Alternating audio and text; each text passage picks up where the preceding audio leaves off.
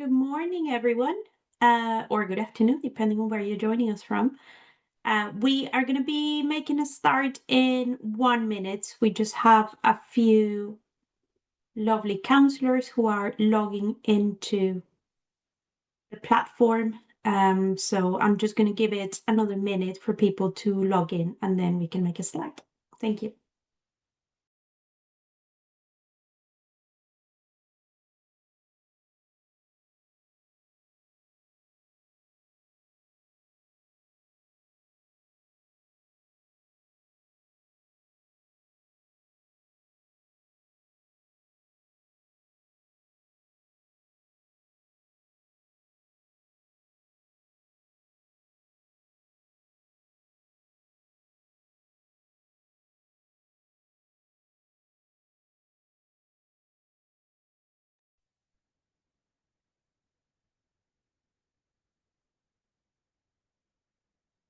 Hello, everyone, and a very, very warm welcome to you today, wherever you are joining us from. My name is Catalina Powell. I am Global Director for THE Counselor at BMI Times Higher Education. And I'm super excited that today we bring you a brand new exclusive masterclass for educational counselors. So the topic is very relevant if you are involved directly or indirectly in advising students on the next steps of their career, so life after high school. Today, we are going to be talking about a super hot topic, and I am personally very excited. I know you are too, because we have seen fabulous response to the marketing of this webinar, of this masterclass rather. We've been having so many people signing up from all over the world. We are going to be talking about the global sports industry. This is one of the fastest growing sectors worldwide. It offers a very diverse and exciting career opportunities. I'm delighted to be joined this morning by James McEwen. He is co-founder and COO of the Global Institute of Sports. And I'm joined also by Buket Ayas. She is Head of Careers and University Counselling at North Anglia International School in Dubai. I'm going to let the panelists introduce themselves shortly. But before we get started, I've got a few housekeeping issues to raise. So the webinar is being recorded and the recording will be shared with everyone who registered for this masterclass. If you hover your mouse across the bottom of your screen, you will see that there is a Q&A function. So we strongly encourage you to ask questions during the session, comments, additional ideas, anything that you would like to share with us, please, I encourage you to do it throughout the conversation as well. The Global Institute of Sports contact details will be shared with you so that you can ask any questions or raise any issues or find out more information later on. Today, we are not going to have a PowerPoint presentation, which makes a nice change from this type of webinars where sometimes it's a little bit talk tat, and we really want to make this a conversation. This is why it's a masterclass rather than a webinar. This is about you getting to learn more about the industry, learn more about the process, learn more about the careers. But ultimately, what we want to do here is send you back to your schools with loads of ideas and loads of tools to help you advise students who are interested in this world. At the end of the webinar, as I said, we will be sending an email with the recording. I'm going to be sharing some resources that James very kindly is putting together for you. And again, this is all meant to help you understand the industry, because I suppose is what could be classed as a non-traditional pathway, but James, you can talk about that later on. But it's so fast growing and so exciting and so hot. We were only talking about it a moment ago before you got on, that I went to talk about AI recently, and I was literally told by the presenters that the future is in the creative industries and in the sports industries. So very interesting. Without further ado, I am delighted to pass over to James and Bouquet, and let's just get started. So maybe James, do you want to start by introducing yourself? Then Bouquet can introduce herself, and then we can get the conversation going. Wonderful. Thank you so much, Catalina. Pleasure to be with everyone today. Dialing in today from, well, in my background, you can see the glorious Wembley Stadium. I'm actually literally in Wembley in London. Live here, and that's our head office at Global Institute of Sport. I'm from Australia, actually, originally. Also spent some time in Switzerland. So I'm a big supporter, a big fan of global education. I moved from Australia to study my university in the UK. It's helped change my life.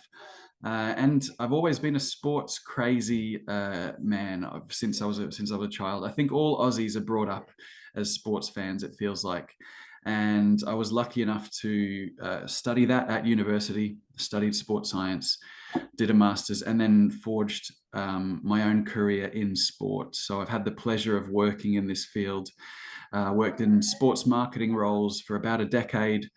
In the UK, predominantly worked on in agencies, worked on clients like the NBA, National Basketball Association, worked on the Champions League football, also worked in-house at UK Athletics, which is the governing body for track and field, around London 2012 Olympics. Incredible time to be working there.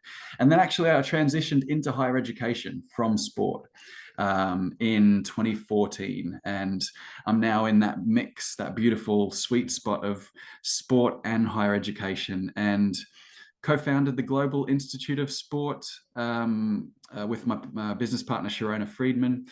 And we are we like to think we're the world's leading sports university. We do programs online and on campus in stadiums around the world. But I'm sure we'll get into a little bit more of that. But it's wonderful to meet you all, and here to help. And as Catalina said, we'll share some resources afterwards that might help you.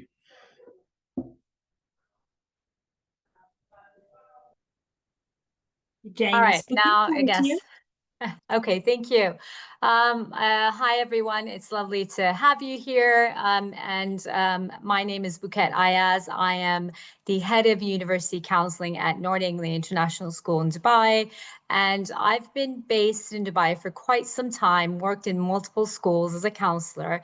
And what I can see and how I see this sports industry moving forward, when I was approached by Catalina saying, would you be interested in this masterclass? I literally jumped on it. And the reason being, as counselors, we see such a drive in students in the sports industry. And it's a different way of applying. It's a different way of probably counseling that student.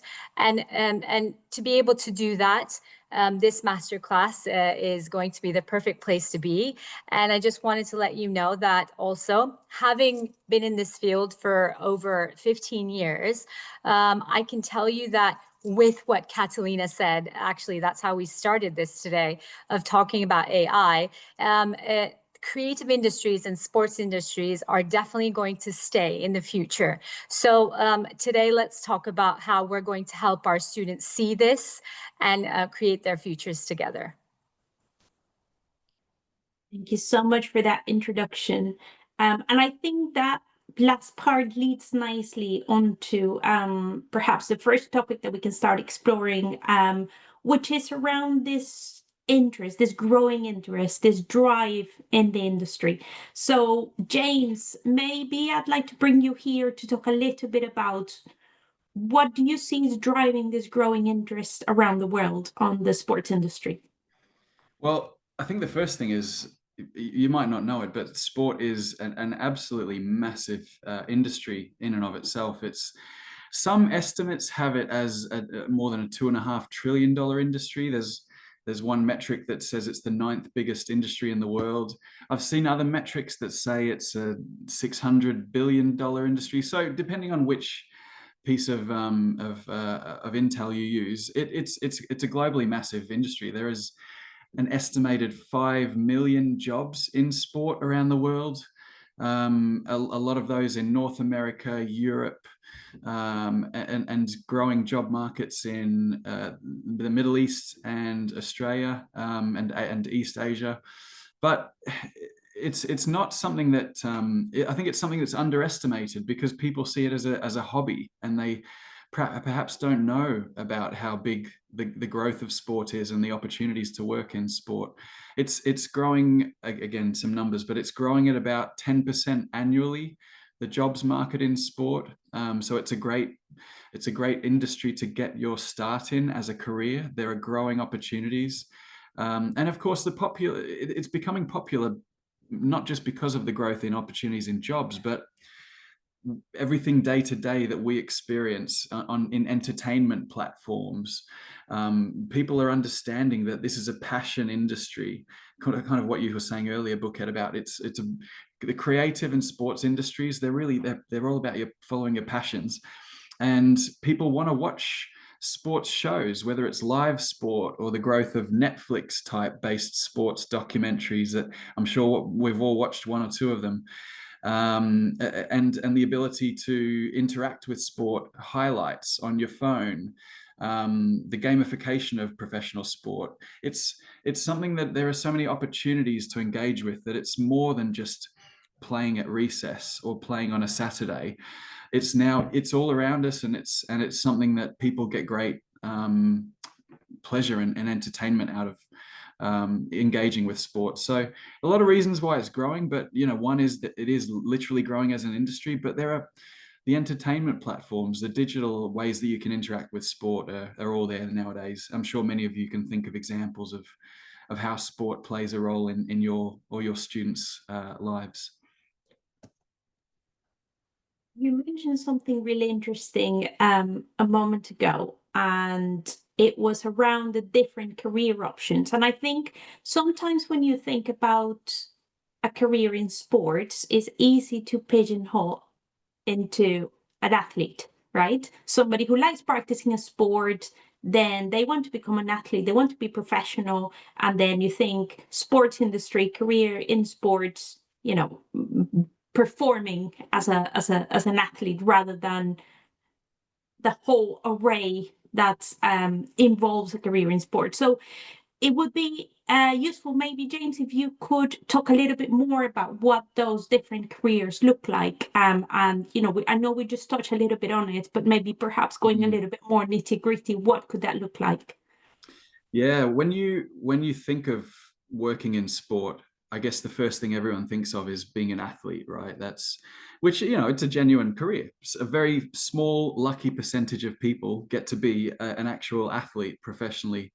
And that's the pinnacle of sport. That's always going to be the most incredible achievement that you can achieve in sport, in my opinion, is, to be an international athlete, or be an Olympian, or achieve, getting paid to do what you love. That's great. But not many people can be pro athletes. Not saying that we shouldn't encourage our students to do that. I was fortunate enough to follow that path, and briefly played basketball at a half decent level. But it's so rewarding. So please, anyone on this call who has young athletes that you're looking after, it is worth it. Even if they don't become full pros as adults, the skills, the understanding of life lessons, teamwork, resilience, even what it takes to succeed, all these things. I like to say being an athlete is like a microcosm of life. It's everything under the microscope, and you have to learn quickly and adapt, and it gives you such amazing skills for life. So I 100% encourage people to pursue their athletic dreams. Other than being an athlete, which only 0.1% ever make it to professionally, the next thing you might think of is coaching. Yeah, I could be a coach. I could be a PE teacher.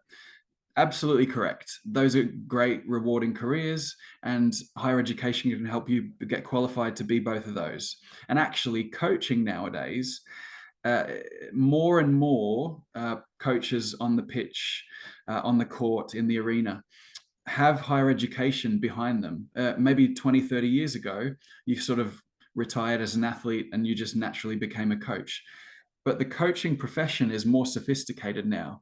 we understand that you can gain a lot from diving deeper into the knowledge of coaching and tacit learning, and therefore we have coaching degrees, and they produce amazing coaches that, sure, you've got experience on the field, but in the classroom can only add to that if you're thinking at a deeper level and learning at a deeper level. So we've talked about being an athlete, being a coach or a PE teacher. That's 20, believe it or not, that right there is 20% of the jobs in sport. There's another 80% of jobs in sport that are not being on the pitch or coaching. And this is where there's so much opportunity, and people probably just don't know about it. A typical parent probably doesn't realize there's a huge sector in sports marketing and sponsorship and commercial and communications, and all of those soft skills that you learn in business and marketing and media. They all need really good people and really passionate, qualified people. Then you move from media and marketing and sponsorship and commercial over into fields like analytics and data analysis and business operations. AI, you mentioned earlier, Catalina. Oh my God, AI in sport we've only just scratched the surface of what's possible. I know that we're starting to use AI tools to scout for players, find players, to assess your training, to monitor people's fitness, to look at strategy for teams. The world of AI in sport is just going to keep growing and growing. I am not an expert on that. I bet the next generation are much prepared for AI in sport than I am, but that is going to grow. And the tools that are being developed are just going to help teams and players and coaches get better, and analyze your business, using analytics and data.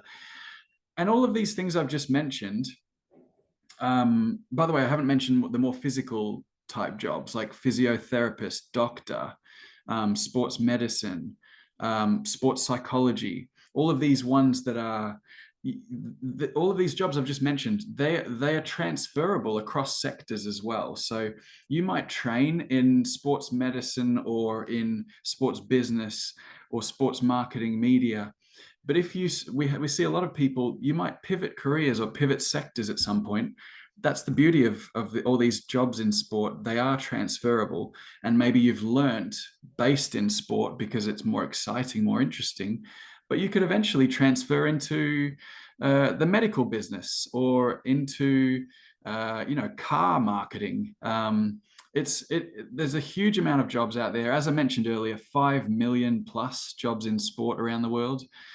Huge range of possibilities, and I just don't think a typical parent or child understands the possibilities out there, and maybe that's why they don't take the sector as serious as a career path as a traditional field. So it's our job as Global Institute of Sport, and I guess you guys also, to educate our young people about what's out there, and they can actually pursue their passion in sport.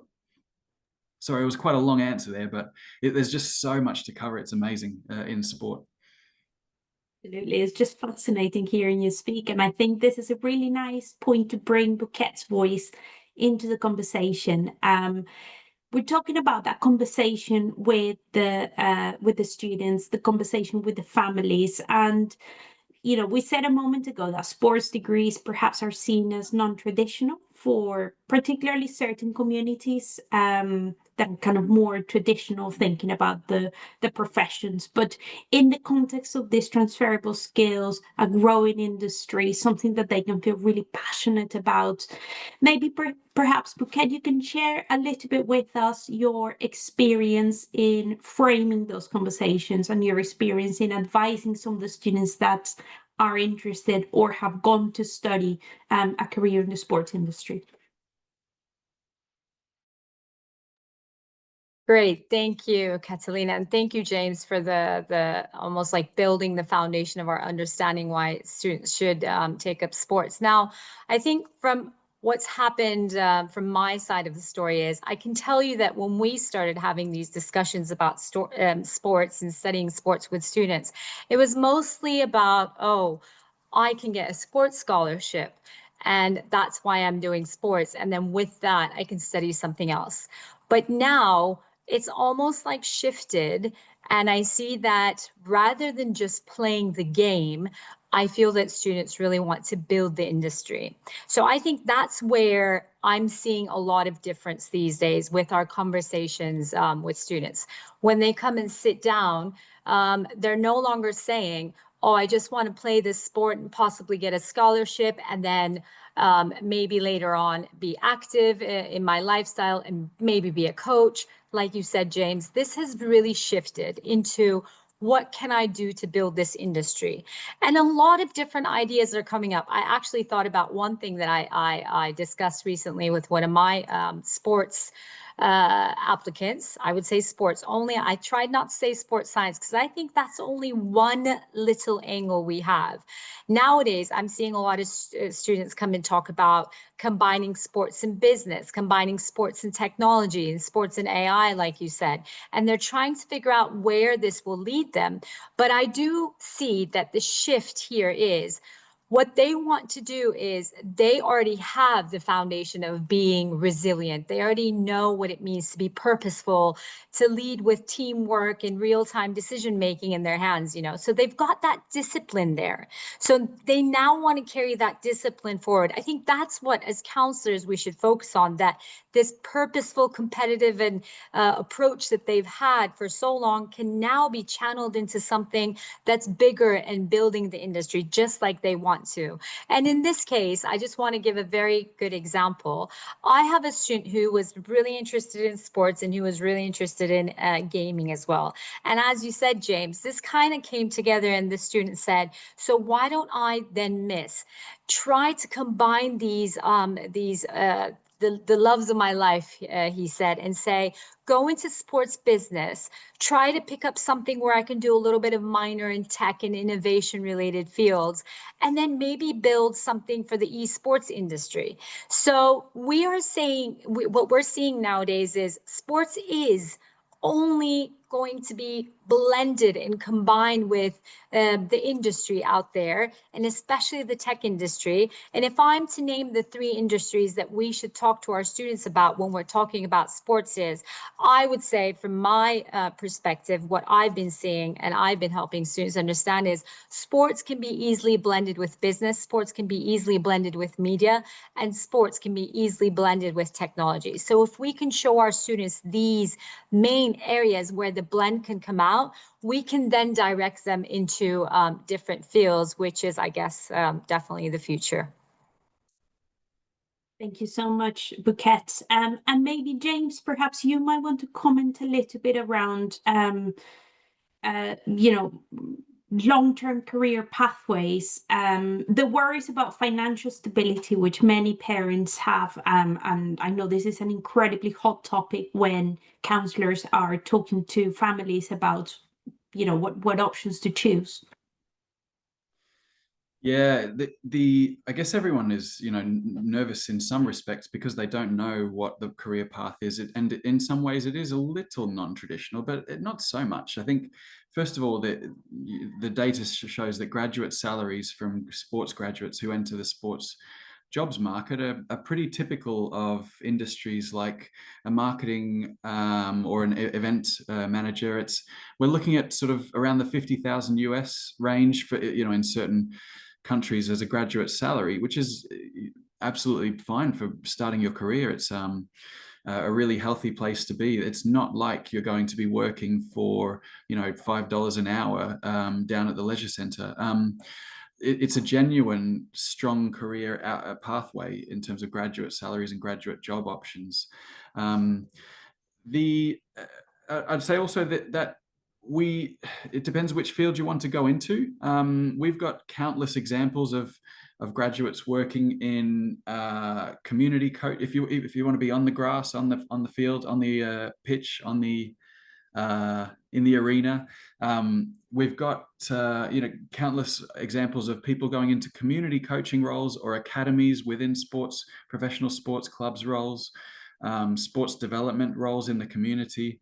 If you want to be behind a desk running the business of sport, or being a developer working in sports tech, or working on sports AI, there are so many great tech companies out there, so many big sports entities that are very, very professional, and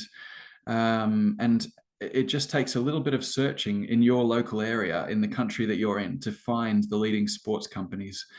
I would say that there's no reason why someone should doubt the viability of a sports career if you just sort of take 5-10 minutes to search what's out there. There are also central jobs websites that there's, for example, globalsportsjobs.com is one example. There's lots of aggregator sites that list sports careers and jobs out there. At university, there are a plethora of degree options. There are literally hundreds of sports degree programs out there, many of them highly ranked. I'd like to count ourselves amongst that option list there. And if you're interested as a counsellor, where can I find the best sports degrees to send my students to? There are a few websites that have sports rankings. One that we proudly sit on the top programs in the world is by Sport Business Magazine. They have their top sports programs in the world rankings every year. Well, I'll circulate that afterwards for everyone to access. But there's so many, easy, genuine pathways out there. Is there anything else I could add to that, Catalina? No, thank you so much, James. That's a really good point, and thank you for sharing those statistics around. I mean, graduate entry salaries is one of the first questions, but correct me if I'm wrong, that comes up very often within this conversation. So I want to go into a little bit more detail on tools, tips, advice for counselors that are having this conversation with the children, with the parents, specific tools, resources, checklists, for example, that they can access. I know we're going to share some more resources later on, but what we got you here. Any more ideas around that conversation? And obviously, I'll give the mic to James to talk about it, and then Bouquet, I'd like to hear from your experience as well. Yes. So as I mentioned, we'll send it.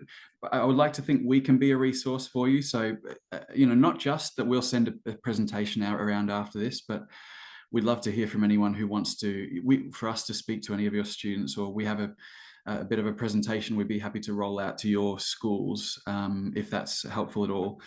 Because it is a bit of a mysterious sector to some people still. So if we can help, that's part of our job for sure. I do think if you want to find it, sort of look into rankings, that will help you. I would just say getting a few examples of people who've followed that career from your school is always good to have. That sort of brings it to life for us. The easiest way we can persuade parents as GIS to let your son, or more importantly, your daughter, because we get a lot of resistance from parents about their daughters pursuing sport, which is a shame. One of the easiest ways that we find reassures them is to show examples, graduate examples of these are a few case studies of people that came to us. They studied sports coaching, or they studied sports management, or they studied analytics in sport, and now look where they are. They're working in the academy at Manchester City Football Club, or they're working on the Australian Open tennis in Australia, or they're working on the UFC mixed martial arts in London. Those career pathways is a great toolkit to have a few examples of. So what we try to do is give case studies of what degree they studied, what internship they did while they're on their degree, and then here's where they are now, 3 years later. And it's a bit of, we're kind of trying to balance the technical side of like, what salary is someone going to get, what countries, what is their good job markets, versus the emotional side. The emotional is just as important, we find, to reassure and to have in our toolkit of, well, here's some examples of what jobs they could be doing, and here's some faces to those names, and here's, your child could be like them, or you, student, could be like them in 5 years. So having examples, especially if you have examples from your school who've pursued sport, that's a great start. And then we'll send around information about, salaries and rankings, websites, and stuff like that. Examples are always a way forward. Nothing like being able to relate to real life people following real life paths into the industry. Bouquet, any thoughts?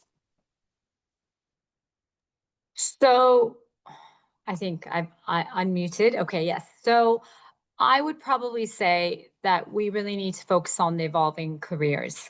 I recently attended a session about how our career in the industry as a college counselor is evolving as well. So looking at what the future awaits us, I think the notion right now that we kind of need to break is what sports was and what sports can be.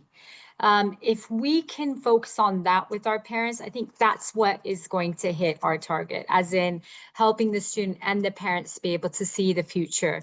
What I'm trying to say here is what sports was, again, like James, you said, they were thinking very limited, but what sports is going to be, it's all about, I feel that I almost pick up the sports-minded student when they come in. There's a feel that there's this analytic mindset that they bring in, almost like observing everything on the spot and giving you solutions to it. So if they can take that mindset and apply it to real life in whatever capacity, but mostly tech-driven fields, I would say, because that's what we need at the moment. If we can show that our parents that this is what it was before and this is how it's evolving, I think that's the key to most of our questions the parents would have. And that's what I try to do with, I don't know if we should call it the non-traditional ones. Definitely they're non-traditional, but we can come up with, I guess, another name for it. But when we have parents coming in talking about the creative industries, the sports industries, I think that's what we've been trying to do in our counseling office. This is what it was. Look, you see the examples of students who've graduated, but also look at what they're studying now and look at what they're combining them with. This is what they can bring to the field. So let's draw a line and let's make sure parents understand the before and after. And if we can do that, I guess we have to show the before to be able for them to compare with what's expected in the future as well. So that's what we do. And hopefully this could be a good example to take back to your counseling offices. Great point. Thank you for that, Bouquet. And I think that leads really nicely, James, perhaps into getting a little bit more on the nitty-gritty about Global Institute of Sport. Maybe you could share more around the different degrees that you offer, talk about entry requirements. I know there's a few questions around entry requirements for bachelors specifically. Maybe you can tell us a little bit more about I know there isn't such a thing as a typical profile, but perhaps talk about some of the profiles of your students, and then later we can talk about graduate outcomes and careers that your graduates have gone on to. But let's just talk about those options. We were talking about the before and the after. This is the after. What things are out there for counselors to consider and talk about to their students about? Briefly on us, on Global Institute of Sport. So we are a sports-only university provider, as you can imagine. That we do what we say on the name on the tin. We do bachelors and masters. We do some short courses as well, but our history, in a very brief nutshell, is we started in the UK, and we were created to develop the best talent to work in sport, because we'd been approached, and we were constantly being asked, where do I find the best talent to work in sport? It's not such a typical university pathway where, you know, you study business, you go for graduate consulting jobs, and it's easy, you find the talent. Sport used to be, 30 years ago, it's who you know. It's, did you used to play for the club? Okay, now you can have a job in the ticket office. Sport wanted to be better. The professionalization, the globalization of sport demands the best talent, and therefore we were created to develop that talent and provide young people with, we like to call it a democratized pathway into sports jobs. Anyone can work in sport. It's not a closed shop. You don't have to be a former athlete. So, and that's why we kind of want the best and most passionate people. The passion is the most important bit, to come study with us, hopefully get some real world experience while you're with us, internship, hearing from guest speakers from the sports industry, hopefully traveling a little bit, match experience, and then graduate into a sports job. So the bachelor's degrees we do, the other thing I should mention is we're on campus, we teach in stadiums. We thought that university could be done, sports university programs could be done in the most inspirational setting possible. This is, you know, behind me, if that's where you want to work, why wouldn't you go and study there as well? Our classrooms in stadiums, you know, literally you're looking to your right, there's the pitch, and then you're looking in front of you, there's your lecturer. So we teach in stadiums on campus, and we only do sport. And we tried to provide the talent for the sports industry to take our graduates, and at the moment it's working really well. Employers are demanding good graduates from us more and more and more. The courses we do, bachelor's level sports management, that's a really good all-rounder business degree. So you'll get experience of finance, operations, event management, marketing, HR, you know, all the typical things you would get from a management degree, but in a sports context. And it's a global sort of look at sports as well. So that's the Bachelor of Sports Management. We also do a Bachelor of Football Coaching. That's a much more niche program. We've had more and more demand for people from clubs to develop good coaches, and they maybe have coaches that need some education because there is nothing out there. So there's those two programs that we have at the moment. We're looking to develop more. We're looking into the sports analytics and tech space for bachelor's level, adding more modules all the time that help equip students for the modern tech and AI world. You can study online with us. That is probably actually our biggest cohort of students, is globally online. The beauty of online is you're in a classroom, a global virtual classroom with 50+ nationalities, and you're connected to our students that are also on campus around the world. The type of students, so the entry requirements on our degrees, I'll talk UCAS points here, although we use the NARIC system to compare grades from different high school backgrounds. UCAS points is 96 for football coaching, 112, I believe, for sports management, which is roughly, I think, a sort of BCC or BBC at A levels. IB equivalent, I'd have to double check, but we're not looking for straight A's necessarily. The most important thing, and we've tracked this, the most important thing is to showcase your passion for sport. Tell us you want to be in this field. Tell us why you love sport. And we track that. We've kind of compared entry grades into our programs and then their outcomes at the end. And actually, there's not much that a straight A student achieves more than someone who comes in with 2 B's and a C. It's all about your commitment, your passion, your enthusiasm, your motivation. Because someone who is locked in mentally to their degree, as I'm sure you all know at school as well, someone who's locked in and driven is going to achieve greatness regardless of maybe their IQ. So and the other thing we look for is, show us that you have tried to actively participate in sport. Do you play for any teams? Do you volunteer for any teams if you don't play? Have you got any coaching licenses? Have you done any courses online about analytics in sport or scouting in sport? There's so many short courses that your high school students can actually do online for free often, or for a small price, that are available globally. Just show us that you care and show us that you want to be in this industry via playing, extracurricular, personal statement. And obviously, if you're able to study anything sport at school, it helps, but it's not the be all and end all. That's a little bit about us, I suppose.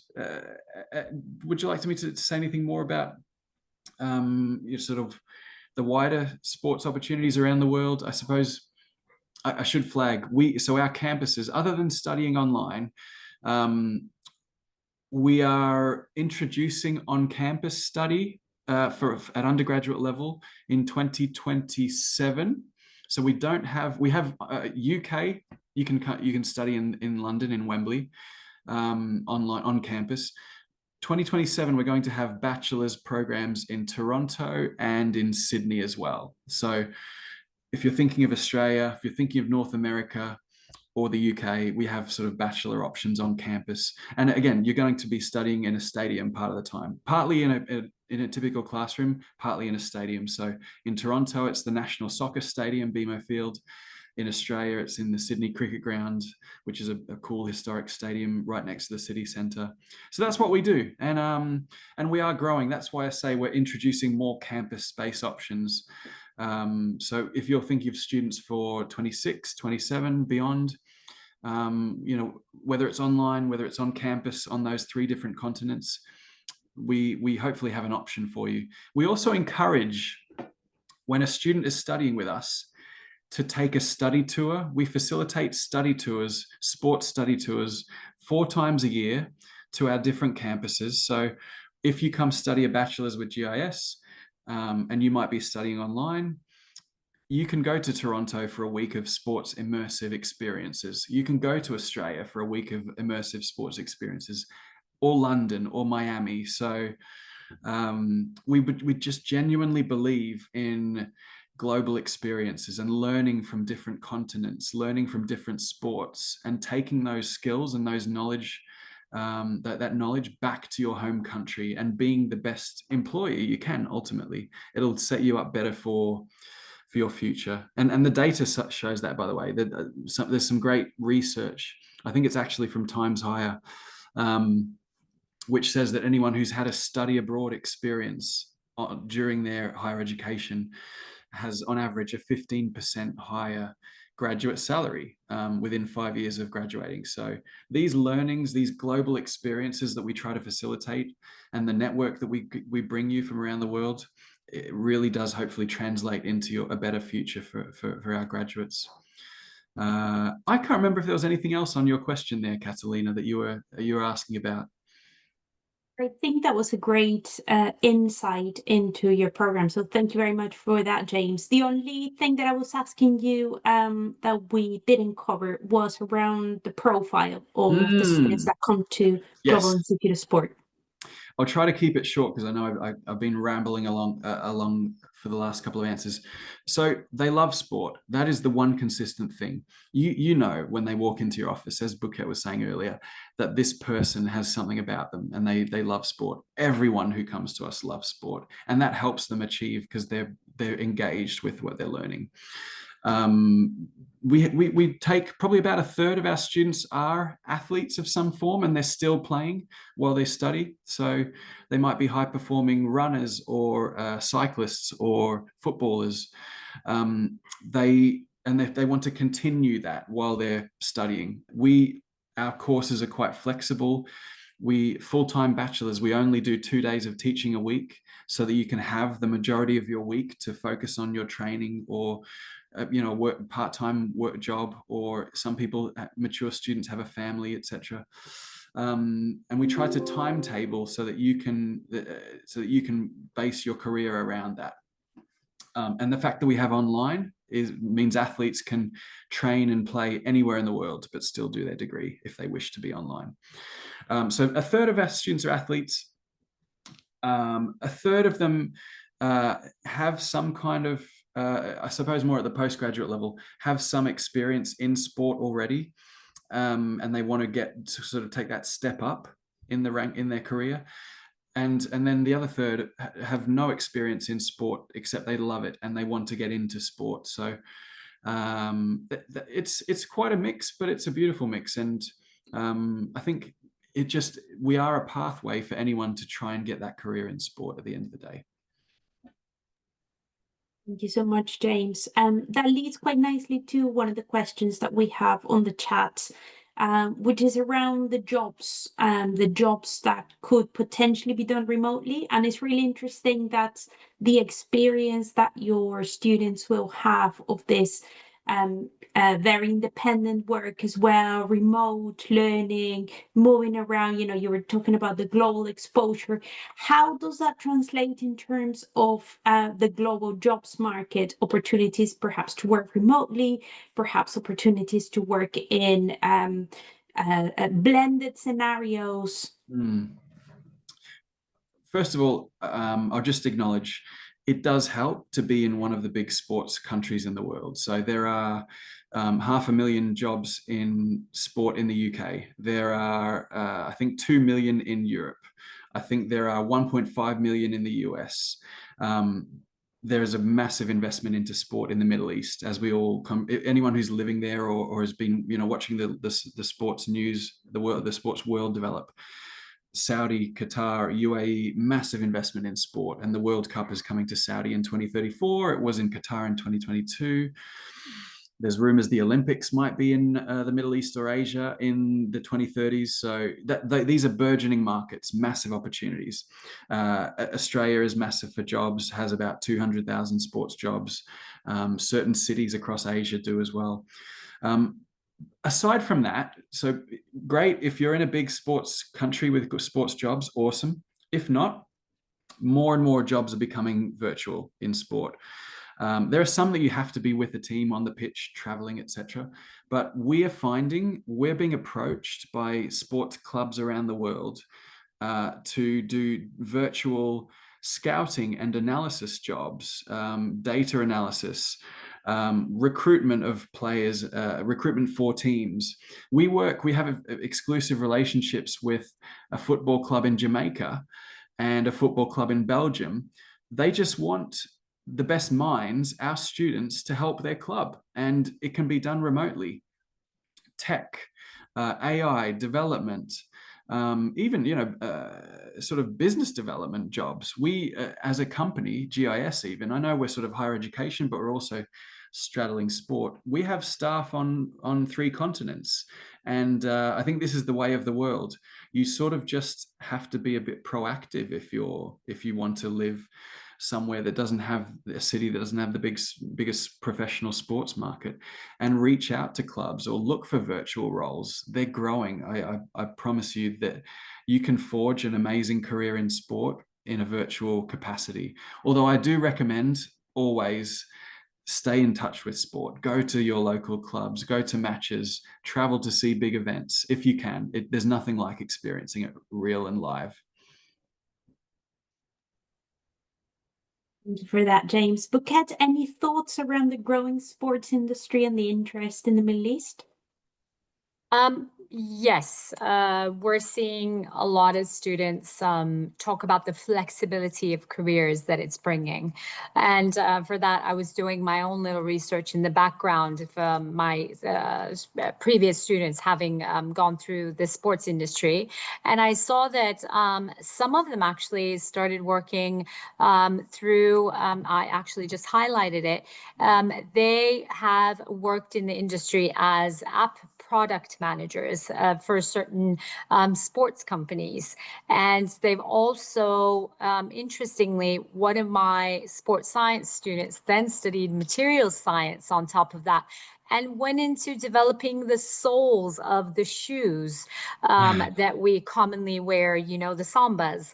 So I've had a very interesting, like I said, the combination of sports coming through with something else. So I was just checking all my graduates because we keep the data. And one thing that I saw from the questions was, how can they work online? I think when we consider sports and we put the marketing aspect in it, we know nowadays that a lot of the marketing industry continue to work online. So this is something that we can pitch and say, well, okay, you're going to graduate from a sports industry, but maybe you're not based in a city where sports is huge, you know, but that doesn't mean that you can't find a job because online jobs are the future. Well, at the moment, even right now, a lot of students graduating from those industries are finding online jobs as well. But I just wanted to point out what some of my students have done previously to give some solid examples. Yeah. Yeah, and I'd just add to that, we've got graduates who work for example, we've got a graduate who works for Arsenal Football Club as an analyst, but he lives in America. He doesn't live in London. Even the biggest sports clubs in the world they just want the best talent from around the world. So there's no restrictions on forging a career from wherever you work, really.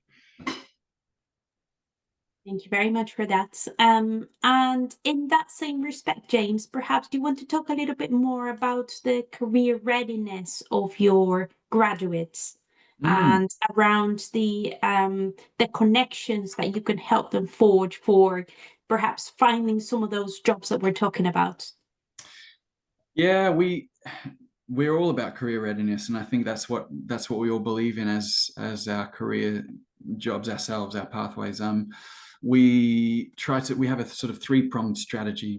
It's about what you learn, which is the degree, how you learn. So sure, great lecturers, good classroom experience, whether it's virtual or on campus, but also learning from guest speakers. We try to bring in guest speakers every few weeks who are in sport, who work at clubs, who work in governing bodies, and ask the experts, you know, how did you get to where you are?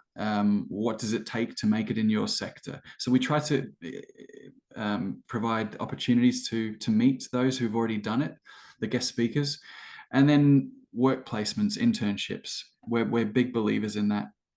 We would love for every one of our students to get some kind of work placement during their studies.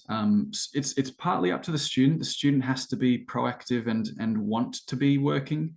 We can try and guide them as much as possible, but at the end of the day, it takes two to tango in that respect.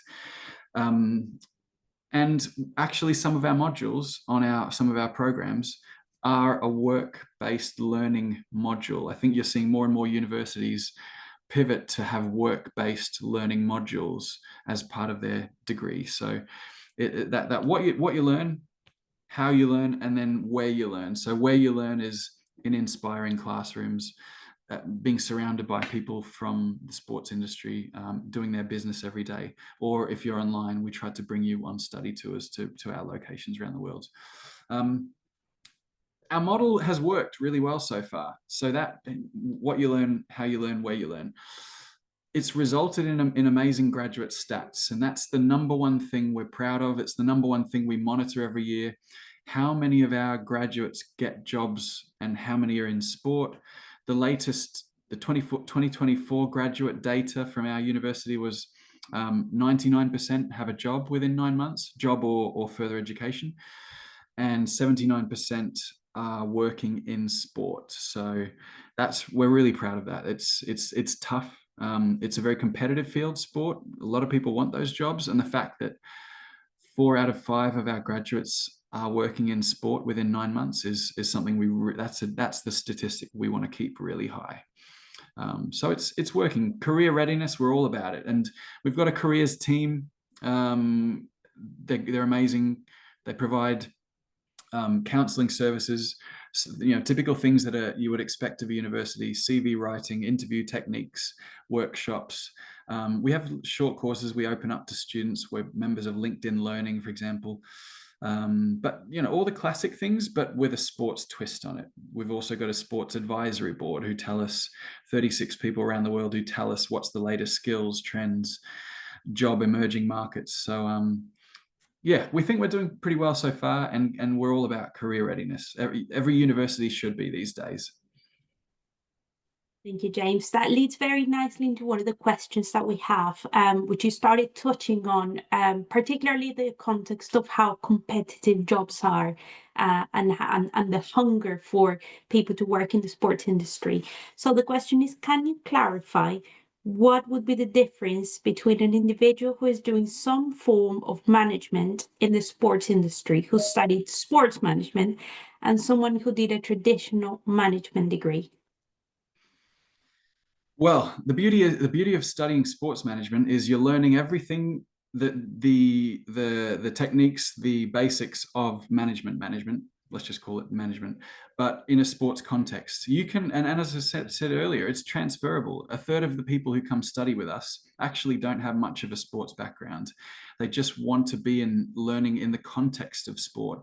It's for me, or for a lot of people, it's much more interesting to look at the balance sheet of Tottenham Hotspur Football Club than it is to look at the balance sheet of General Motors and learn, accounting and finance through the platform of sport. So there is no reason that if you want to be a management consultant, or you want to have a great business career, but you love sport, you can also have a great business career, but study sports management, study management in the context of sport.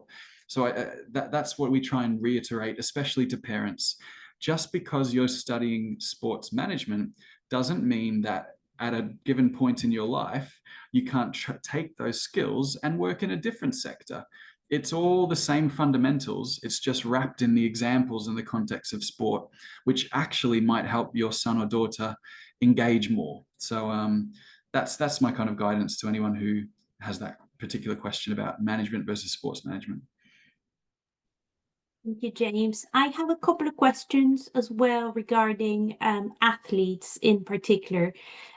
So one question is around sports scholarships, whether these are considered, whether there is a performance review by coaches, how would you consider things like awards, achievement records? And then there is another question, again, I'm going to bold those in, thinking about athletes in particular and your policy regarding gap years. Scholarships absolutely exist in most big universities that have a sports program. We also want talented athletes. So look it up if you're interested in GIS in particular. We have elite athlete scholarships, which will give you massive discounts on tuition. We'll give you mentoring, that kind of thing. And likewise, at other universities around the world, showing that you're an elite athlete is huge, and hopefully you'll be able to secure some kind of scholarship in the destination that you want. How you do that? The modern young person should have video examples of them playing, ideally, highlight video reels. And it doesn't take a professional videographer to do that. Normally, it's often you can take match footage that your club or your team or your school has from a static camera, edit it through a simple online video editor. You should also have a sports CV. A regular CV is great, but if you have a sports CV of your achievements, the teams you've played for, your personal best times, if it's a swimming or a running, for example, field, just have, in a concise way, show us why you're an elite athlete, because that'll help us make a decision quicker, and then you'll hopefully get the scholarship that you want. The next bit was, oh, sorry, remind me, Catalina? Your policy regarding gap years. Gap years. Yeah, we don't have a formal gap year built into our bachelor's, but we can have an interruption to study, which is if someone does secure a 1-year internship that they need to leave their learning for a year, that's fine. We fully support that. So it's not formally set up as you have to choose a gap year or a sandwich year. Sorry, do you mean pre-university? I think I was thinking of in the No, I middle think of it's what university. you said is during Right. university for athletes Yeah. specifically. Students are very welcome to interrupt their studies. That's what it's called, but they can resume after a year, no problem. Fabulous. Well, we're coming to the end. Before we finish, I just want to super quickly ask you a question. I want a one-line answer. I'm going to go with James first, then with Bouquet. If you could give one piece of advice to a counsellor working with a sports-minded student this year, what would it be, James? Personally, because I'm fortunate to say that I've kind of lived that. I've had a career in sport myself, and I still do. It is the most rewarding thing that you could ever think of. If you love sport and you can enjoy your whole career in sport, it's unbelievably rewarding. And I massively encourage you to encourage your students who love that and want to pursue that to do so. Amazing. Bouquet. Good question. I would probably say use your passion to build the industry. That's what I would say. Love it. On that incredible note, all about passion, we end our amazing masterclass. A huge thank you to both James and Bouquet for sharing your wonderful thoughts and experience and knowledge with us today. As I said before, the recording will be sent around to everybody together with those resources that James has promised. If you want to get in touch with James or anybody at the Global Institute of Sport, I will also be sharing their contact details. There was a couple of comments from counsellors who would like to have you at their schools to come and chat to the students. So we will connect you with James and his team as well. But it just remains to say thank you very much again to our panelists and from all of us here at THE Counsellor, BMI Times Higher Education. We hope we found it useful and have a fantastic rest of your day. Thank you very much, everyone. Thank you. Thank you, everyone.